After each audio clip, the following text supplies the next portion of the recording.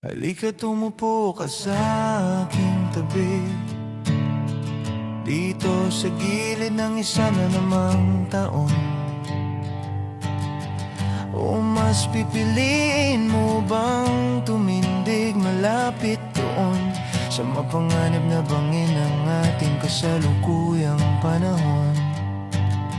Ng ilang taong tulog at ilang buwang gising, marami ang mga pangyayaring naganap sa isang pagtutus, na noon ay walang naghanap sa mga kahulugan nito, o mga pangyayaring maituturing na mala-desaparecidos.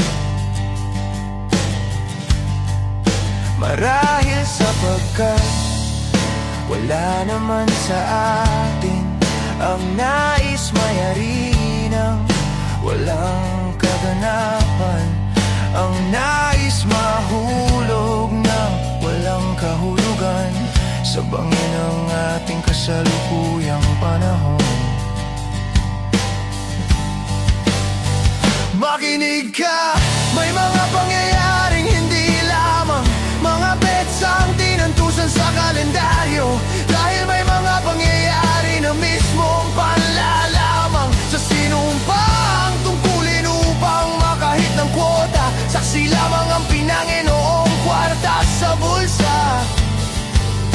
Mga pangyayaring hindi lamang tulad ng isang mainit-init na balitang dumaan na parang bala sa pagitan ng dalawang patalastas, o nabasa sa periodikong pinangkumot sa isang malamig na bangkay na natagpuan sa di pansining talahiban ng isang exclusive subdivision. Ano na? Uupo ka ba sa aking tabi, dito sa gilid ng isa na namang taon? O titindi ka ng malapit sa mapanganib na bangin ng ating kasalukuyang panahon? Pagkatandaan, lumalawak, lumalalim ang naturang bangin tulad ng katotohanan at katarungan.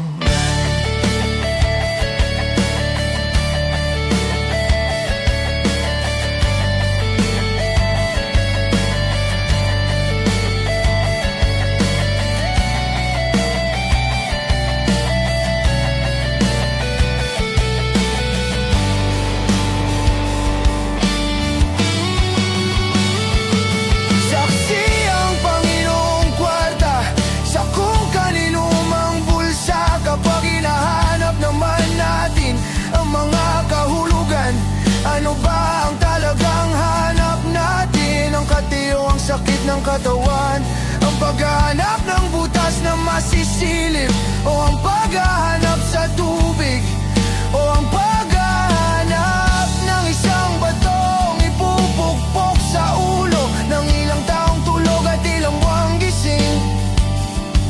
Hinahanap ba natin ang saysay sa kaysaysayan, o sinusukat lamang natin ang lawak at lalim ng mga labis at mga kulang sa hulog? Marahil wala na ngang malilikhang talinghagang lubos, dahil na rin sa iba-ibang kahulugan ng mga pangyayari. Ituring na lamang natin na tayo ngayon'y nasa isang sangandaan, kung saan tayo mismo ang sangandaan.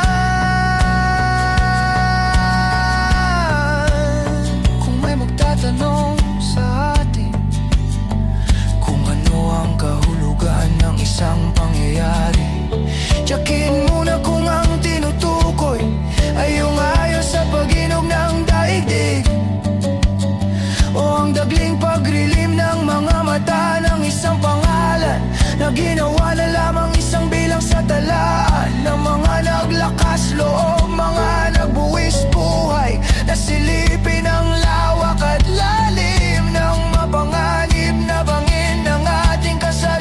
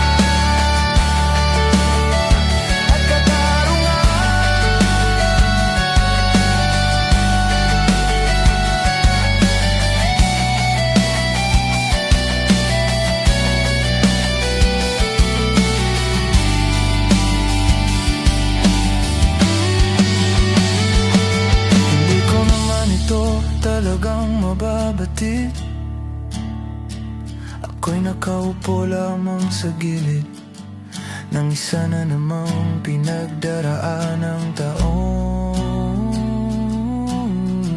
Ngunit hindi ko ba talaga ito mababatid? O marahil ako'y namanhid ng ilang taong tulog at ilang buwang gising. Hindi lahat ng pangyayari may dapat mapaslang. Hindi lahat ng kahulugan ay dapat